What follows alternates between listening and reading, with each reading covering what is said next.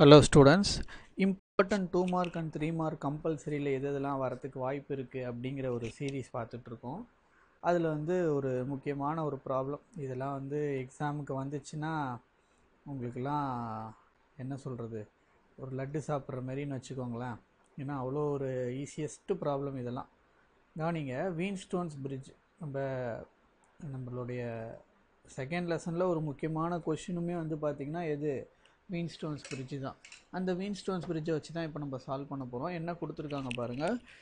வீன்ஸ்டோன்ஸ் பிரிட்ஜோடைய condition first நம்ம எழுதிடுவோமா? Condition என்னது? பிரிட்ஜ் பேலன்ஸ் எப்போ இருக்கும்? P/Q ஈக்குவல் டு என்னது? R divided by S. கரெக்டாக? இதுதான் நம்மளுடைய பிரிட்ஜ் பேலன்ஸ் கண்டிஷன் அப்படின்னு சொல்லியிருப்போம்.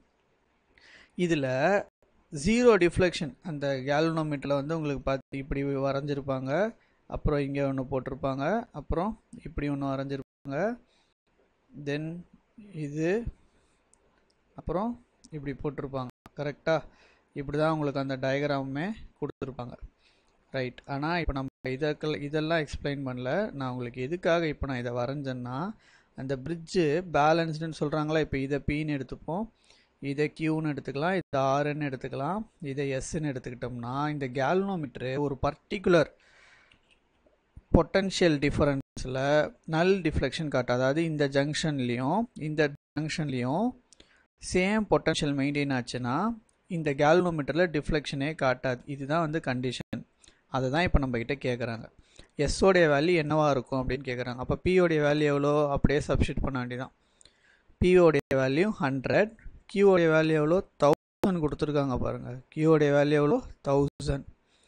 ஆரோடைய வேல்யூ எவ்வளோ கொடுத்துருக்காங்க? 40ன்னு கொடுத்துருக்காங்க. ஆரோடைய வேல்யூ எவ்வளோ? 40. அப்போ எஸ்ஸோடைய வேல்யூ என்னன்னு கேட்குறாங்க. அப்போ நம்ம தான் இந்த எஸ்ஸை நம்ம ஃபைண்ட் அவுட் பண்ணோம். எப்படி ஃபைண்ட் அவுட் பண்ணலாம்? இப்போ எஸ்ஸை மட்டும் ஒரு சைடு வச்சுக்கிட்டோம்னா இது என்ன ஆகும் நம்மளுக்கு? 40 இன்ட்டு இது அப்படியே மேலே ஏறிடுமா? அப்போ இது என்ன ஆகும் நம்மளுக்கு? 1000. கீழே என்ன வரும் நம்மளுக்கு? டிவைடட் பை 100ன்னு வரும். அப்போ 1 2, இந்த 2 0 இந்த 2 0க்கு போச்சுன்னா அப்போ எஸ்ஸோடைய வேல்யூ என்ன கிடைக்கும் நம்மளுக்கு? 40 × 10 400 ஓம் அப்படின்னு கிடைக்கும். என்னன்னு கிடைக்கும்? 40 × 10 400 ஓம். ரொம்ப ரொம்ப ரொம்ப ஒரு முக்கியமான ஒரு ப்ராப்ளம். சரியா? 40 × 10 400 ஓம்ஸ். இது கண்டிப்பாக இந்த ப்ராப்ளம்லாம் உங்களுக்கு எக்ஸாமில் வந்துச்சுன்னா, என்ன சார் இவ்வளோ ஈஸியாக இருக்கே கேட்பாங்களான்னா கண்டிப்பாக கேட்கறதுக்கு வாய்ப்பு இருக்குது. சரியா? ஸோ இந்த ப்ராப்ளம் நல்லா பார்த்துக்கோங்க. ரொம்ப சிம்பிளான ப்ராப்ளம். தேங்க்யூ.